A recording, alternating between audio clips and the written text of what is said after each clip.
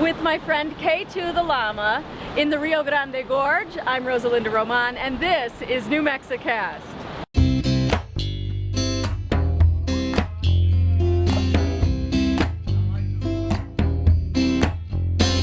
From a grand river, having lunch with some llamas, to the lovely Florida Keys, sailing with my family, you just never know what you're going to get here on New Mexicast.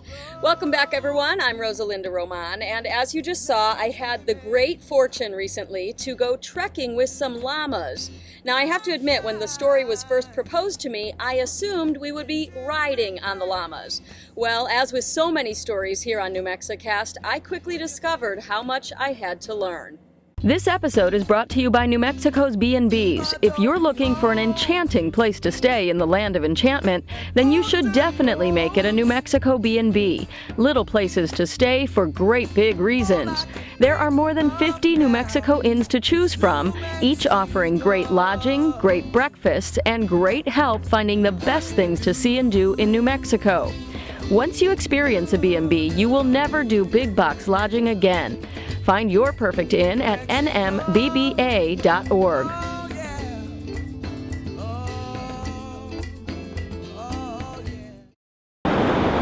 For Jerry and Craig Cohen, hiking along the Rio Grande in northern New Mexico is just the kind of thing they like to do on vacation. First time in New Mexico. We've done a lot of the national parks in the west and Yellowstone, Grand Tetons. We do some hiking in New Hampshire, where we're from, up to Acadia and Maine, but never out to New Mexico. And this first trip to the land of enchantment has been especially enjoyable because they're traveling with their longtime friends, Marty Kurtz and his wife. His wife hurt her leg, so she couldn't trek with us, unfortunately. Yeah, she had to stay in town and shop.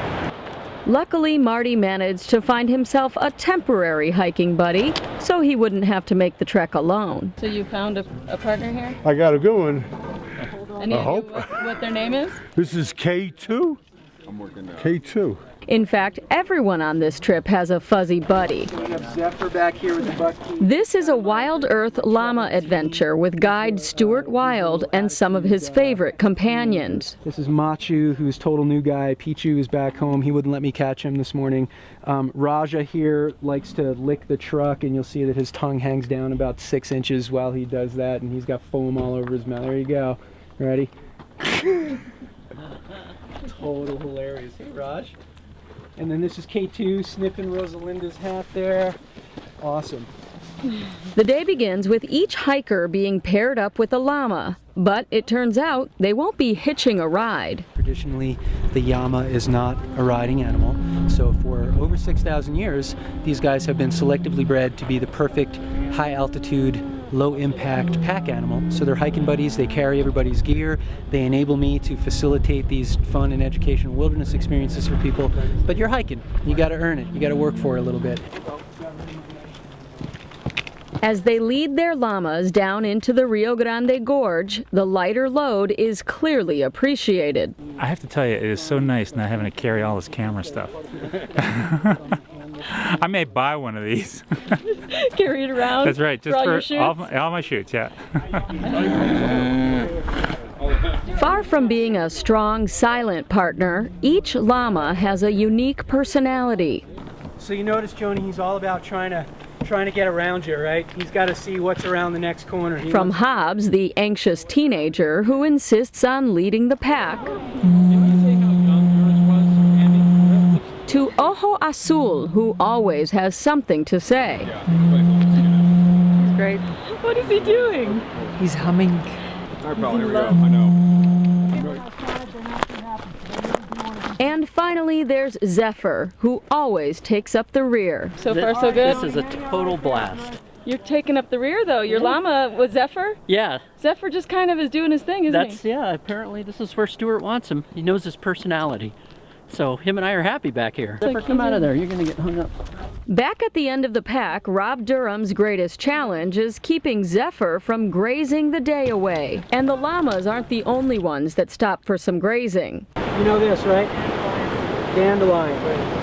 Do you know what it is in French? Bon du lion. tooth of the lion, okay? So you look at, we were talking before about... Part of what makes this llama adventure so unique is the education Stuart Wilde offers to hikers. Dandelion greens, good chow. You don't want to eat the ones in your yard with all the Scots turf builder and all that kind of stuff, right?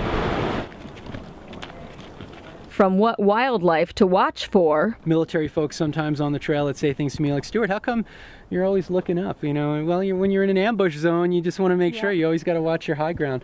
But this is evidence of our local mountain lion here, and occasionally we'll find some tracks and we'll find little piles of fur and bones and things like that. To the edible options in the big arsenic springs. And again, if you didn't catch this, this is fresh water that's percolating out from the volcanic rock right behind us and cascades in these beautiful waterfalls down in the Rio Grande below us. So right along the banks of these little springs, we have fresh watercress that's growing all over the place over here. Watercress is a mustard family plant, kind of reminiscent of horseradish, wasabi, super tasty.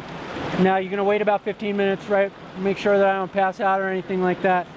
But I will. Arsenic. What's that all about? If you were the cowboy pioneer settler guy that was down here in the 1800s and you wanted to keep people out of your fresh water, you'd call it poison water. In addition to his vast knowledge and fun-loving personality, Stuart's also quite the culinary connoisseur, taking lunch with llamas to a whole new level. Yeah, this is all for the llamas, and we'll graze on watercress here in a little bit.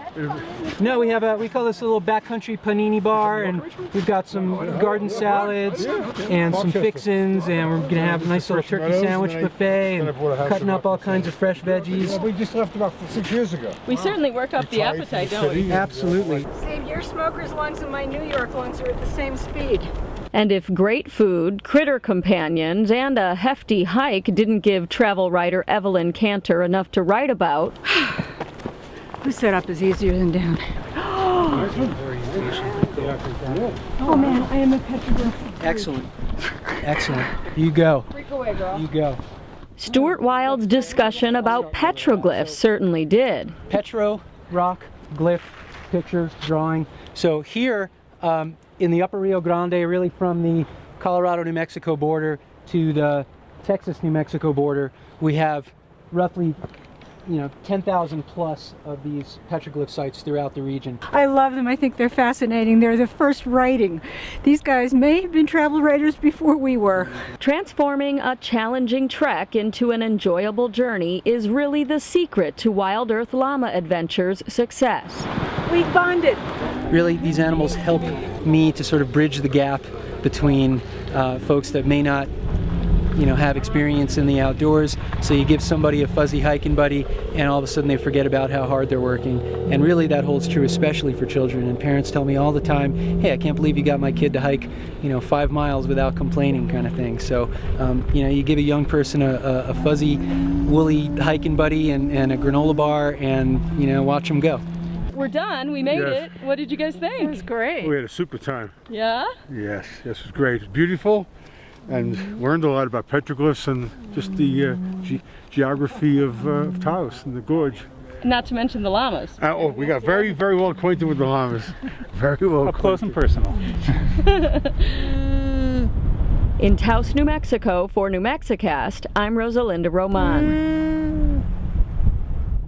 Wild Earth Llama Adventures also has some really great programs for kids. I know I, for one, am definitely going to bring my own kids for a llama trek very soon. Speaking of which, over the past year and a half since the launch of New Mexicast, I have shared snippets along the way of our many family adventures. You have watched my children grow over that time, and I feel like you've all become part of our extended family. Recently, I mentioned that we're on a big family adventure, and I would like to start sharing some of that with you here on New Mexicast. To that end, I'm going to introduce a blogging element here on New Mexicast.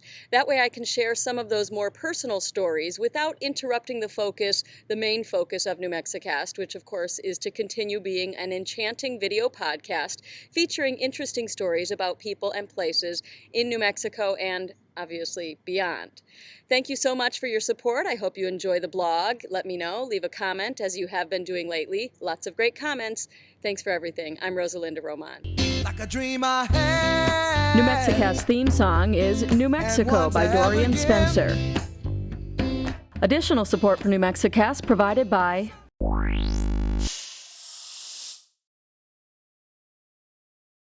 These glyphs here we call late Ute period petroglyphs, 400 to 800 years old.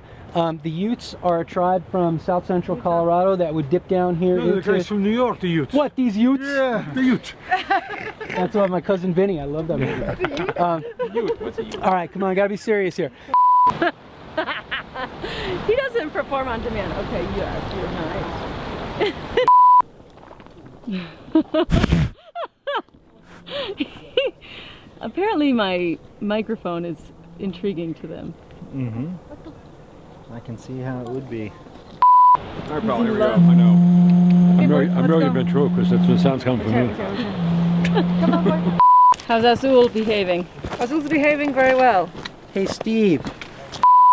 Yeah, good. Aren't you glad you didn't marry me?